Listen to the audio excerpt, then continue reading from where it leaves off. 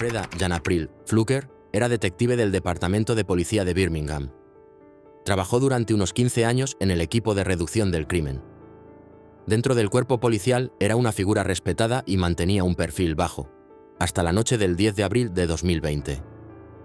Esa noche, alrededor de las 11:50 p.m., una alerta del sistema ShotSpotter envió a oficiales al Parque Germania en Birmingham. Allí encontraron a Kanisha Nicole Fuller, de 43 años, con múltiples heridas de bala dentro de una camioneta policial sin distintivos. El vehículo pertenecía al detective Mario Theodore White, pareja de trabajo y también sentimental de Fluker. White estaba en el asiento delantero, ileso. Fuller fue llevada al hospital, pero más tarde falleció por una herida en la cabeza. Los investigadores describieron el caso como un triángulo amoroso que terminó en tragedia. Fluker y White mantenían una relación desde aproximadamente 2016. Incluso vivían juntos, pero los detectives creen que White tenía una relación secreta con Fuller. Según la fiscalía, Fluker siguió a White hasta el parque. Lo vio con Fuller. Sacó su arma de servicio y disparó 15 veces contra el vehículo. Varios disparos impactaron a Fuller en el muslo, el brazo y la cabeza, provocando su muerte. Un fiscal adjunto describió el acto como premeditado e intencional. Fluker testificó que rastreó a White con una aplicación del celular. Dijo que al verlo con Fuller, disparó sin intención de matar. Según sus propias palabras, quería que Mario entendiera que no se jugaba conmigo. Quería que me respetara. Afirmó que actuó en un momento de intensa emoción. Pero, ¿por qué afirmar que no tenía intención de matar? ¿Cómo alguien con tanta experiencia en armas podía pensar que no habría consecuencias graves? Su defensa argumentó que él creyó estar disparando por encima de ellos, no directamente hacia nadie. White testificó que él y Fuller solo estaban conversando cuando Fluker apareció y comenzó a disparar. Dijo que discutieron después, mientras Fuller yacía gravemente herida. En un inicio, White mintió a los oficiales, diciendo que varios hombres habían atacado el vehículo. Pero los testigos presenciales apuntaron directamente a Fluker. El primer juicio terminó en nulidad en septiembre de 2022 por mala conducta de un jurado. Un mes después comenzó un nuevo juicio. La fiscalía presentó pruebas contundentes, registros balísticos, audio del 911 y testimonios emocionales de ambas partes. El 18 de noviembre de 2022, el jurado declaró a Fluker culpable de homicidio ilegal clasificado como delito capital por la muerte de Fuller y culpable de intento de homicidio ilegal por disparar contra White. El 6 de febrero de 2023, la jueza sentenció a Fluker a cadena perpetua sin derecho a libertad condicional. La sentencia total equivale a 40 años, cumpliéndose uno tras otro por ambos cargos. El 8 de noviembre de 2024, el Tribunal de Apelaciones Penales de Alabama confirmó el veredicto y rechazó su solicitud para reducir el cargo principal a un delito menor. La siguiente mujer pasó la academia, pero lo que escondía no pudo permanecer oculto para siempre. Antoinette Frank nació el 30 de abril de 1971 en Opelousas, Luisiana. Creció en un hogar donde sufrió maltrato de forma constante. Su padre, Adam Frank Sr., veterano de Vietnam, la agredía físicamente. La golpeaba, la sujetaba por el cuello e incluso colocaba trampas. En su adolescencia, fue víctima de abusos íntimos no consentidos. A los 20 años, había atravesado por 3 embarazos que fueron interrumpidos en contra de su voluntad. Su madre y sus hermanos se marcharon del hogar. Antoinette se quedó atrás, atrapada en una situación de miedo. Con el tiempo, expertos en salud mental identificaron señales de estrés postraumático y una fuerte dependencia emocional hacia los demás. Esos daños tempranos influyeron profundamente en sus decisiones y relaciones. A principios de 1993, con 21 años, Antoinette solicitó unirse al Departamento de Policía de Nueva Orleans. Había reprobado 2 evaluaciones psicológicas y proporcionó información falsa en su solicitud. Aún así, debido a la escasez de personal, fue contratada. Terminó su formación en febrero de 1993. Tuvo buenos resultados en los cursos. Sus compañeros la describieron como tímida e insegura. Dijeron que solía ser distante, actuaba sin razón aparente y necesitaba supervisión constante. Fue en ese periodo que conoció a Rogers Lacaze. Él tenía 18 años y estaba involucrado en la venta de sustancias ilegales. Había sobrevivido a un tiroteo. Su relación se desarrolló rápidamente. Ella lo llevaba en su patrulla y lo presentaba como aprendiz. Le compraba ropa, un localizador y finalmente lo invitó a vivir con ella. Su fragilidad emocional pudo haberla llevado a acercarse a él. Y el estatus, la protección y el vínculo con él pudieron haberla hecho sentir valorada. La desconexión que mostraba en el trabajo y su cercanía con la casa reflejan cómo esa relación influyó en lo que ocurrió después. El 4 de marzo de 1995, Antoinette y Lacaze fueron a un restaurante donde a veces colaboraban con la seguridad. Llegaron cerca de la hora de cierre. Ella usó una llave que había tomado sin permiso para entrar con él. Anunciaron que iban a robar el dinero. Lacaze disparó contra el oficial Ronald Williams II, quien también estaba de turno allí. No sobrevivió. En la cocina, Antoinette disparó 9 veces contra 2 trabajadores jóvenes. Un muchacho de 17 años y su hermana de 24. La hermana no sobrevivió. El joven recibió impactos y aún estaba con vida al principio, pero finalmente también falleció. Ambos sufrieron gravemente. Antoinette y Lacaze huyeron con el dinero y el arma del oficial. Minutos después, Antoinette regresó en una patrulla oficial. Fingió estar allí para ayudar, pero una trabajadora había logrado esconderse en un congelador y presenció lo ocurrido. La enfrentó directamente, le dijo que la había visto y la responsabilizó por las muertes. Antoinette fue identificada rápidamente y arrestada. Durante el interrogatorio, admitió su participación junto con Lacaze. Un gran jurado del distrito de Orleans la acusó formalmente el 28 de abril de 1995. El juicio de Lacaze se llevó a cabo primero, en julio de ese año. Fue hallado culpable y recibió la pena más severa. El juicio de Antoinette comenzó el 5 de septiembre de 1995. Su equipo de defensa citó a numerosos testigos, pero no presentó a ninguno. El 12 de septiembre, tras apenas 22 minutos de deliberación, el jurado la encontró culpable de 3 cargos de homicidio. Al día siguiente, recomendaron la pena máxima. El 20 de octubre de 1995, el juez oficializó esa sentencia. La defensa no presentó ninguna evidencia sobre su infancia traumática. Como ningún especialista habló sobre su historia, el jurado nunca supo de los abusos, de los embarazos forzados, ni de sus problemas de salud mental. En noviembre de 1995, trabajadores encontraron restos humanos bajo su casa. Tenían una herida de bala. Se cree que pertenecían a su padre desaparecido. Las autoridades sospechan que ella podría haberlo matado. Pero como ya había recibido la pena máxima, no se presentó un nuevo caso. En 2007, la Corte Suprema del Estado confirmó su condena y sentencia por una votación muy cerrada. Críticos señalaron fallas importantes en el proceso porque nunca se compartió su historia de vida. En octubre de 2006, el tribunal se negó a reducir su condena. En julio de 2008, se firmó la orden para ejecutar la sentencia, pero luego fue suspendida. Posteriormente, se anuló. Desde entonces, las fechas para aplicar esa pena han sido aplazadas, ya que las apelaciones siguen activas. En junio de 2023, Antoinette se unió a una petición colectiva en busca de clemencia, alegando daños sufridos en su infancia. En octubre de 2023, el comité encargado de revisar la quedó empatado en votos y no aprobó una nueva audiencia. Informes de prensa señalaron que los familiares de las víctimas se opusieron firmemente a cualquier reducción de la pena, además de mencionar su historial estricto en prisión. El 28 de abril de 2025, una corte revisó una nueva apelación sobre su sentencia. Ordenó una nueva audiencia, programada para diciembre de 2025. Hasta el 19 de junio de 2025, Antoinette sigue siendo la única mujer en el estado que espera la pena máxima.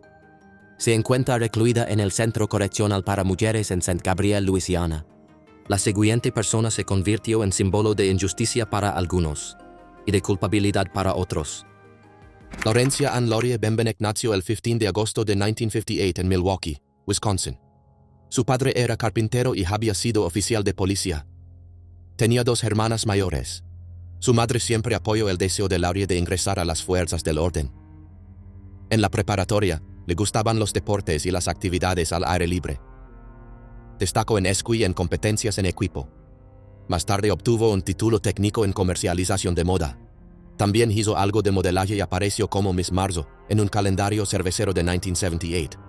Aún así, su meta principal era portar una placa. Ingresó a la Academia de Policía de Milwaukee en marzo de 1980. Pero en agosto del mismo año fue expulsada tras acusaciones no comprobadas de consumo de sustancias y conducta inapropiada durante su formación. Laurier negó esas acusaciones y presentó una queja formal ante la IOC, Comisión para la Igualdad de Oportunidades en el Empleo. Enfrentaba problemas económicos y buscaba reiniciar su carrera. A finales de 1980, Conoció al detective Alfred Fred Schultz. Él tenía 13 años en la fuerza y recién se había divorciado. Tenía fama de ser conflictivo. Se casaron en enero de 1981, aunque el matrimonio inicialmente no fue válido según la ley estatal. Las dificultades económicas, como la pensión alimenticia de Fred y la hipoteca, generaron tensiones en la relación. La fiscalía más adelante diría que el motivo de lo que ocurrió fue precisamente aliviar esa presión financiera. En la madrugada del 28 de mayo de 1981, Christine Schultz fue encontrada con una herida de bala en su casa de Milwaukee. Estaba atada y tenía una tela en la boca. Fue su hijo de 11 años quien la descubrió. Vestía un conjunto deportivo verde, una bandana azul y tenía una muñeca amarrada con un cordón. La policía inicialmente investigó a Fred Schultz. Su versión de lo ocurrido esa noche no coincidía con algunas pruebas. Su revólver calibre .38, que tenía fuera de servicio, coincidía con el tipo de arma usada. Pruebas balísticas iniciales sugerían que ese revólver había sido el arma homicida. El 24 de junio de 1981, arrestaron a Laurie en la Universidad Marquette, donde trabajaba como oficial de seguridad. Al revisar su casillero, encontraron un cepillo de pelo. Cabellos en el cepillo coincidían con los jalados en la tela usada para amordazar a la víctima. También jalaron una peluca en el departamento que compartía con Fred. Fibras de esa peluca coincidían con fibras encontradas en la esquina. El hijo de Christine describió haber visto a una persona enmascarada vestida como oficial, lo que encajaba con Laurie. El juicio comenzó en marzo de 1982 y atrajo mucha atención mediática. La fiscalía se centró en los problemas económicos, señalando los pagos de pensión de Fred, y en declaraciones que supuestamente Laurie hizo sobre hacerle daño a Christine. Su caso se basó en pruebas indirectas, el vínculo balístico, las fibras de la peluca, el cepillo con cabello y la descripción del testigo. El jurado, compuesto por 5 hombres y 7 mujeres, la declaró culpable el 9 de marzo de 1982 del delito más grave por el asesinato. El juez señaló que el caso se sostenía principalmente por evidencia circunstancial, pero que la coincidencia balística fue decisiva. Fue condenada a cadena perpetua en la prisión correccional de Taicheda. El juez consideró que la evidencia indirecta justificaba la sentencia de por vida. La fiscalía defendió el vínculo balístico y el motivo como fundamentales. La defensa alegó que no existía prueba directa que la ubicara en la escena del crimen. Mientras estuvo en prisión, Laurie obtuvo un título universitario y ayudó a crear un boletín para internas. Se divorció de Fred en 1984. Sus apelaciones fracasaron hasta 1990. Ese año escapó de prisión a través del cuarto de lavandería con su prometido Dominic Gugliato. Se refugiaron en Thunder Bay, Canadá, usando identidades falsas. Después de 95 días, fueron capturados el 17 de octubre de 1990. Sus seguidores popularizaron el lema «Corre, Bambi, corre». En Canadá se sometió a una prueba de polígrafo y logró que se revisaran los procedimientos policiales del caso. Las autoridades canadienses pidieron que Wisconsin reabriera su caso antes de devolverla. Tras acordarse esa revisión, Laurie regresó voluntariamente en abril de 1991. Al revelarse nuevos errores en la investigación, se le ofreció un nuevo proceso. El 9 de diciembre de 1992, aceptó un acuerdo de no impugnación por un cargo menor relacionado con el asesinato. La sentencia se redujo a 20 años. Como ya había cumplido más tiempo, fue liberada ese mismo día. Durante años intentó limpiar su nombre. Pruebas forenses posteriores demostraron que la bala no coincidía con el arma de Fred. También se encontró ADN masculino desconocido. Otros elementos sugerían un escenario distinto al que se pensó en un principio, pero debido a su declaración de no impugnación, su historial no podía ser eliminado completamente. Sus peticiones fueron rechazadas. Laurie siempre sostuvo que no era culpable. Tras su liberación, se mudó a Vancouver, Washington, cerca de sus padres. Trabajó en distintos oficios y volvió a casarse. En 2002, sufrió una caída y se fracturó una pierna, de la cual nunca se recuperó del todo. Demandó a un presentador de televisión, alegando que tras la caída, las condiciones de encierro que vivió se sentían como prisión. Siguió pidiendo que su caso fuera revisado. Su última apelación llegó a la Corte Suprema de EDU en abril de 2008, pero fue rechazada en junio del mismo año debido a su acuerdo previo. Laurie Bembenek falleció el 20 de noviembre de 2010, a los 52 años, en un hospicio en Portland, Oregon, debido a fallos hepáticos y renales relacionados con hepatitis C. Durante 23 años, nadie sospechó de la siguiente mujer, hasta que una sola marca de mordida reveló la verdad. Antes de continuar con el siguiente caso, Considera suscribirte para más historias como esta. Stephanie Lazarus creció en Simi Valley, cerca de Los Ángeles. No se sabe mucho sobre su vida familiar. Quienes la conocieron la describen como educada y ambiciosa. Jugaba deportes en la escuela y participaba en el consejo estudiantil. Entre 1978 y 1982, estudió ciencias políticas y sociología en UCLA, donde también fue parte del equipo femenino de baloncesto junior. Fue allí donde conoció a John Ruetten, quien estudiaba ingeniería mecánica. Sus amigos decían que él tomaba la relación con ligereza, mientras que Stephanie parecía estar mucho más involucrada emocionalmente. En 1983, Lazarus ingresó al Departamento de Policía de Los Ángeles. Quería servir a la comunidad y también valoraba la estructura que el trabajo le ofrecía. A lo largo del tiempo trabajó en distintas divisiones, casos de agresiones graves, asuntos internos y más tarde en la unidad de arte robado. En el trabajo la veían como profesional y tranquila. En tareas comunitarias mostraba empatía. Pero en privado, tenía un lado obsesivo. Años más tarde, una ex compañera de clase contó que Stephanie una vez le quitó la ropa a John mientras él se duchaba y que incluso le tomaba fotos mientras dormía. Después de la universidad, John inició una relación con Sherry Rasmussen, una enfermera de cuidados intensivos. Sherry le comentó a sus padres que se sentía incómoda con la presencia de Lazarus. A veces encontraba notas amenazantes en el estacionamiento del hospital o veía a Lazarus observándola desde lejos. Incluso les contó que en una ocasión, Lazarus se le acercó en el hospital y le dijo: «Si no puedo tener a John, nadie lo tendrá».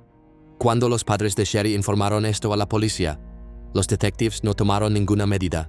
A comienzos de 1986, Lazarus se mudó a un nuevo apartamento. El 14 de febrero, su compañera de cuarto se fue. Una semana después, John dejó la puerta de su condominio sin seguro, algo fuera de lo común en él y que luego resultaría crucial. Una tarde, alguien simuló un robo en el condominio de Sherry en Van Nuys. Se rompió una ventana del frente. Había muebles volcados. Se robó un auto. Pero había cosas que no cuadraban. La cerradura no mostraba signos de haber sido forzada. Los objetos rotos no coincidían con un robo típico. En el interior encontraron a Sherry.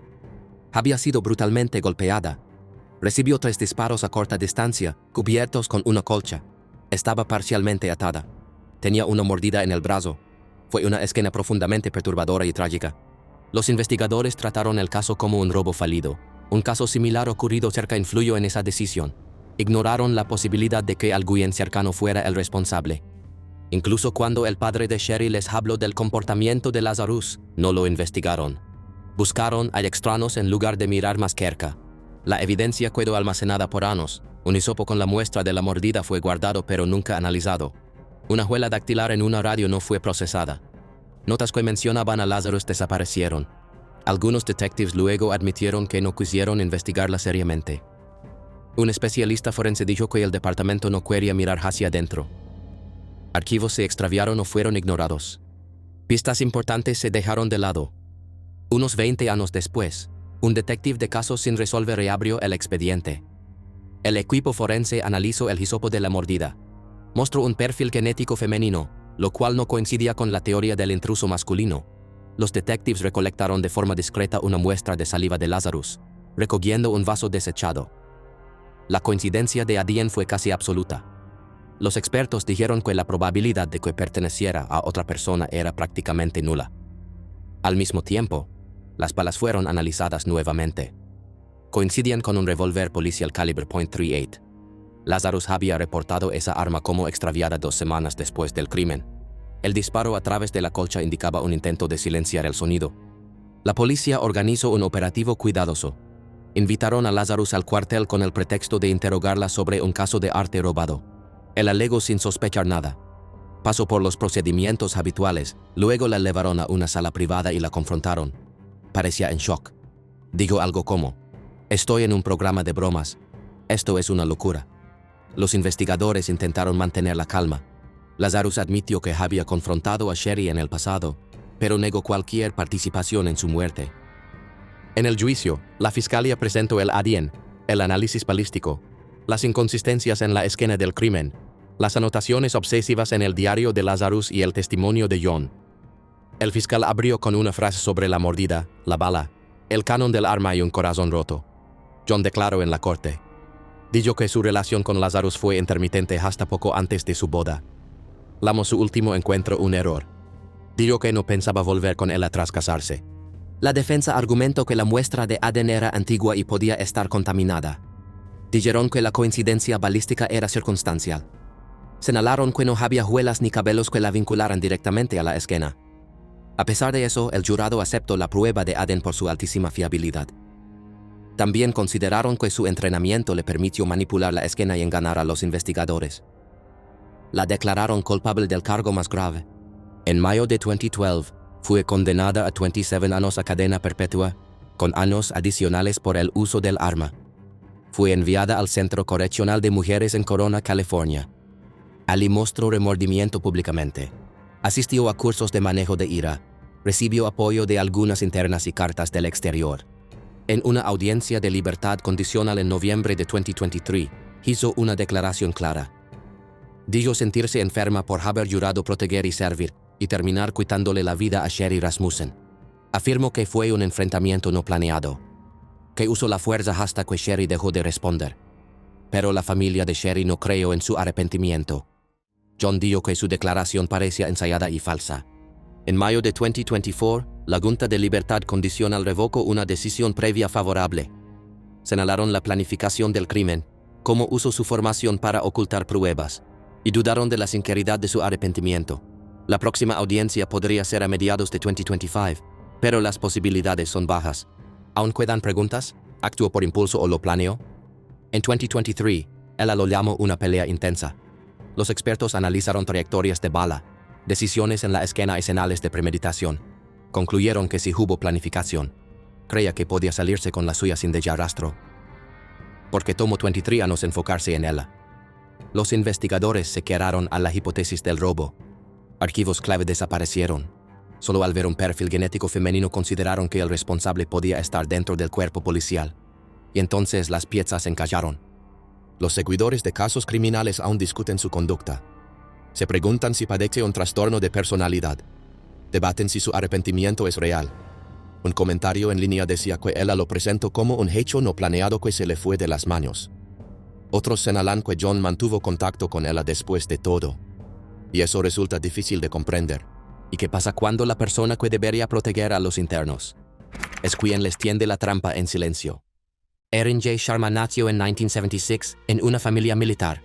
Sus padres sirvieron en el ejército y la familia se mudaba con frecuencia. Erin era inteligente y ambiciosa. Terminó la secundaria un año antes de lo habitual. Para 1997, ya trabajaba como oficial correccional en el sistema penitenciario federal en el estado de Washington. 2 años después, se casó con Rajesh Roger Sharma, otro oficial del sistema. Tuvieron una hija y luego se mudaron a Florida para estar más cerca de la madre de Erin.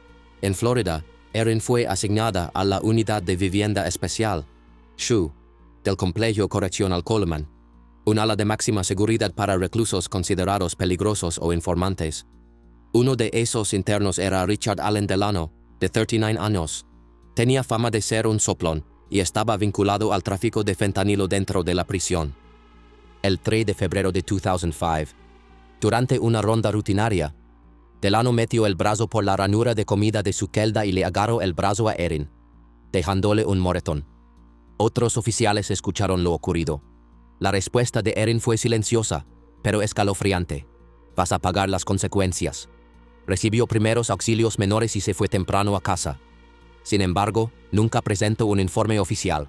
No hubo papeleo, ni advertencia registrada en el sistema. En las semanas siguientes, la tensión en el trabajo aumentó. Erin hablaba de Delano con sus compañeros. Mencionaba que había delatado a otros reclusos. En ese sistema, los traslados de celda requieren justificación. El 1 de marzo, Erin y su supervisor, Michael Kennedy, organizaron el traslado de Delano a la celda de John Animal McCullough, un interno conocido por atacar a sus compañeros. Según los registros judiciales, Erin le mostró su brazo lastimado a McCullough y le sugirió que le rompiera una pierna a Delano. Dejó en claro que quería que algo grave le ocurriera. Testigos afirmaron que habló de esto incluso fuera de servicio. Dijo que el ataque debía ocurrir cuando ella no estuviera presente. Planearon que pareciera que Delano había aceptado el traslado. Kennedy se encargaría de solicitar el permiso al teniente, usando una excusa. 3 días después, el 4 de marzo, McCullough golpeó brutalmente a Delano. Este cayó en coma. Tenía fracturas en el cráneo y cuello, y sus órganos estaban gravemente dañados. Permaneció conectado a soporte vital hasta el 17 de marzo de 2005, cuando falleció. Fue un desenlace trágico. Los investigadores federales, liderados por el FBI, calificaron el caso como una represalia planificada por 2 oficiales. Usaron el sistema de asignación de celdas para castigar a alguien que los había avergonzado. Grabaron declaraciones. En esas grabaciones, Erin admitía conocer la reputación violenta de McCullough. Sabía que podía causar un daño grave, pero aún así organizó el traslado. Cuando le preguntaron por el resultado, dijo sentirse atormentada. Los investigadores la consideraron la mente detrás del plan. Fue acusada en virtud de leyes federales por conspiración y por violar los derechos civiles de un recluso bajo custodia. Su juicio comenzó en julio de 2009 en Orlando. El fiscal la describió como la titiritera. Dijo que usó su posición para facilitar un acto violento. La comparó con alguien que pone a una persona indefensa junto a una persona peligrosa. Un comunicado del Departamento de Justicia indicó que ambos cargos conllevaban penas severas y altas multas. Varios reclusos testificaron. Sus declaraciones reforzaron el caso. La fiscalía recalcó que no se les ofrecieron beneficios a cambio. Pusieron en riesgo su propia seguridad al hablar. Eso le dio peso a sus palabras. Erin negó haber hecho amenazas reales o haber deseado daño. Dijo que sus comentarios fuera de servicio eran bromas. Afirmó que trataba a los reclusos casi como si fueran sus hijos. También negó haber dicho que se sentía atormentada. El jurado no le creyó. Tras unas horas de deliberación, el 29 de julio de 2009, la declaró culpable de ambos cargos. En la sentencia, dictada el 26 de octubre de 2009, el juez dijo que la muerte de Delano era una consecuencia previsible de las acciones de Erin. Calificó su comportamiento como una grave violación del deber que llevó a la pérdida de una vida. Además, se le impuso una pena adicional por mentir bajo juramento. Recibió cadena perpetua sin posibilidad de libertad condicional, seguida de supervisión si alguna vez es liberada, y 75 horas de servicio comunitario. El juez destacó que el daño era evitable y que su posición de autoridad agravaba la gravedad del hecho. En procedimientos relacionados, Michael Kennedy fue acusado en noviembre de 2009. Fue declarado culpable el 9 de julio de 2010. Su jurado no consideró que sus acciones fueran causa directa de la muerte de Delano. En diciembre de 2010 recibió una condena de 9 años de prisión por haber participado en colocar a Delano en una situación de riesgo. El tribunal reconoció su rol, pero lo consideró menos central que el de Erin. Erin apeló su condena y sentencia, alegando problemas con la causa y con la duración de la pena. El 24 de agosto de 2010, el Tribunal de Apelaciones confirmó todo. Luego fue trasladada bajo custodia federal a distintas regiones. Registros indican que estuvo en una prisión de mujeres en Iowa bajo un alias. Como medida de seguridad, permaneció bajo estricta vigilancia. Su vida temprana mostraba determinación. Terminó la escuela antes de tiempo y entró a un trabajo exigente. Su infancia en una familia militar, con constantes mudanzas, pudo haber forjado su resiliencia, pero sus decisiones posteriores condujeron a un desenlace trágico tanto para Delano como para ella misma. Todo comenzó con un moretón en su brazo. No lo reportó formalmente. Luego tomó medidas que llevaron al daño severo de Delano. Involucró a alguien con historial violento. Presionó a colegas para autorizar el traslado. Sabía el riesgo. Después del hecho, dijo sentirse atormentada, pero luego, en su defensa, negó toda responsabilidad. Erin era una oficial correccional, una persona encargada de proteger a los internos, pero la fiscalía afirmó que usó ese poder para tender una trampa en silencio. Testigos recordaron haberla oído hablar del plan fuera del trabajo. Reclusos sin nada que ganar dijeron que ella sabía lo que podía pasar. Una frase quedó grabada en el jurado, que se sentía atormentada después. Para ellos, eso no fue arrepentimiento, fue prueba. Ella lo sabía. La defensa alegó que sus palabras se habían malinterpretado o exagerado. Dijeron que los comentarios eran inocentes, no parte de un plan. Cuestionaron cómo se manejó la evidencia y señalaron que los traslados de Kelda seguían procedimientos normales. También remarcaron que no había prueba directa de que ella estuviera presente durante el ataque. Pero al final, el jurado no aceptó esa versión. Vieron el panorama completo. Erin no solo bromeó, ella puso en marcha algo peligroso. Durante la sentencia, el juez fue claro. Dijo que Erin traicionó la confianza que venía con su placa. Su deber era proteger, no vengarse. Pero sus acciones provocaron la muerte de alguien. Mentir bajo juramento solo empeoró las cosas. La corte consideró que su conducta fue deliberada, no accidental. Y por eso recibió una condena severa, cadena perpetua sin libertad condicional. La sentencia de Kennedy dejó algo claro. Incluso los supervisores no están por encima de la ley. Sus 9 años de prisión reconocieron su participación, pero también marcaron una diferencia con el rol principal que tuvo Erin. El sistema judicial, en este caso, trabajó para responsabilizar a cada uno por su parte en lo ocurrido. Tras el juicio, el proceso de apelación examinó con atención la justicia del caso y la duración de la sentencia. La Corte ratificó la pena completa, al no encontrar errores legales significativos. Una vez agotadas sus apelaciones, Erin fue trasladada bajo custodia federal. En la prisión de mujeres se le asignó un alias, una medida para mantener el orden y prevenir conflictos. Con el tiempo, los registros carcelarios monitorearon su comportamiento. Mostraron que tomó clases para controlar sus emociones. Algunos informes sugerían que pudo haber sentido arrepentimiento, quizás en privado o en sus escritos. Pero para muchos afectados, eso no fue suficiente. Algunos creyeron que su remordimiento era oportuno, no genuino. Otros dudaron de que realmente lo sintiera. Este caso también planteó dudas sobre cómo se manejaron las señales de advertencia. Al principio, el incidente del moretón fue tratado con indiferencia. Pero más tarde, colocar a Delano en una celda de alto riesgo se convirtió en una decisión grave y fatal. Mostró cómo incluso pequeñas decisiones laborales pueden tener enormes consecuencias. También evidenció la falta de supervisión clara. Si Erin hubiera reportado formalmente el agarre, la cadena de eventos tal vez se habría interrumpido. En cambio, esa advertencia silenciosa y la decisión de involucrar a McCullough pusieron todo en marcha. Los investigadores creyeron que Erin actuó por vergüenza. Vieron su conducta como un claro abuso de poder.